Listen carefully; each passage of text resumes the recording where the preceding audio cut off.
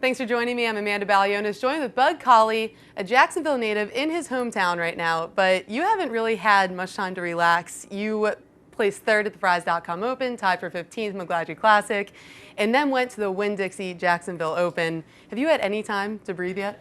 No, it's been a busy fall, and in summer before that, obviously the last 3 weeks have been a lot of fun. I've played well and got to play in my hometown, and so I'm looking forward to a little time off, that's for sure. And at the Winn-Dixie Jacksonville Open, you were playing with some of the guys that you'll actually be joined with next year in the 2012 PGA Tour, and it kind of got me thinking, at what point do you stop celebrating that you got your tour card, and when do you start really mentally preparing for probably one of the most grueling years of your life playing against some of the best players in the world? Well, the celebration hasn't stopped yet, so I'll let you know when it does. But, like you said, playing against the best competition in the world is, something I'm not going to take lightly. And I think the first tournament's the second week in January or something like that. So my preparation will obviously start well before then. And not only are you going to be playing against some of the best guys in the world, you actually have already joined the ranks of some of them. Tiger Woods, Phil Mickelson, Ryan Moore, you have joined an elite group of going right from college to the PGA Tour in limited starts, earning enough money to do that, surpassing Q's goal. Would you think at 21 years old you'd already be in a short list with Tiger Woods and Phil Mickelson? Well, obviously that's something special. Like you said, it's kind of history. They can't take it away from me, I guess, or whatever. When I look back, it would be something fun to to see that I accomplished. But obviously the biggest thing is just missing Q's school, and it's always been my dream to play on the PGA Tour. So I'm happy it happened as as quick as it did, and just ready to get out there and play. And it's kind of crazy that this is your dream when you take a look at your family. Your dad, a Navy diver.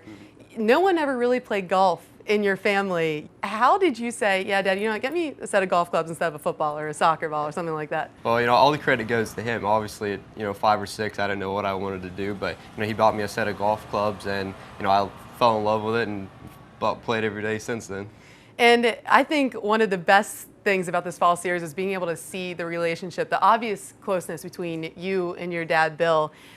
He's running around with a backpack on him, going absolutely insane. Like if you missed a putt, you felt it looking at him. He was jumping up, so angry. You made something. It was the biggest smile you've ever seen on a parent's face. What's that like? I learned a long time ago just not to look at him when I play golf. If I make a birdie, I'll kind of glance up and I'll see him clapping or whatnot. And then if I make a bogey, it's just head down, go to the next hole. So I'm a little more calm than he is out there, and I think that's probably a good thing for me. Yeah, where do you get that from? Because it's obviously not from your dad. Yeah, I guess it's from my mom. I think my mom and I are a little bit more alike. She's a little level, and my sister and my dad, they tend to run a little hot sometimes. You decided to forego your senior year at Alabama, and you had a great experience there. 3-time first team All-American, great football team. I mean, what are you going to miss most about being part of Roll Tide Nation? Yeah, I miss everything. Even as much fun as this summer's been, I miss being at school and hanging out with the guys and things like that. Even things when I was at school that maybe I dreaded, like early workouts or something. That really bonds you together, and I miss getting up with the guys and things like that. But I've tried to get back as much as I can. All right, so this is the perfect time. I've been dying to ask you this question. Trent Richardson for Heisman over Andrew Luck. Give me your argument. He's playing in the best conference. Every game he plays, all the teams are focused on him, and he's still putting up, incredible numbers. I think he's rushed for over 100 yards 7 games in a row or something, set a school record. So, I think if we end up running the table and he doesn't get, or I think if we end up running the table, he deserves it over anybody. That's a pretty convincing argument. But, as you kind of wind down the 2011 season, could you pick a couple moments for me? One, a moment that you said, is this really my life right now? And another moment where you said, I can do this. Really when I made the decision to turn pro, I just kind of looked at my game over the last 3 years, and it wasn't any kind of epiphany I had. I just felt like, I was improving and that I could come out there and compete.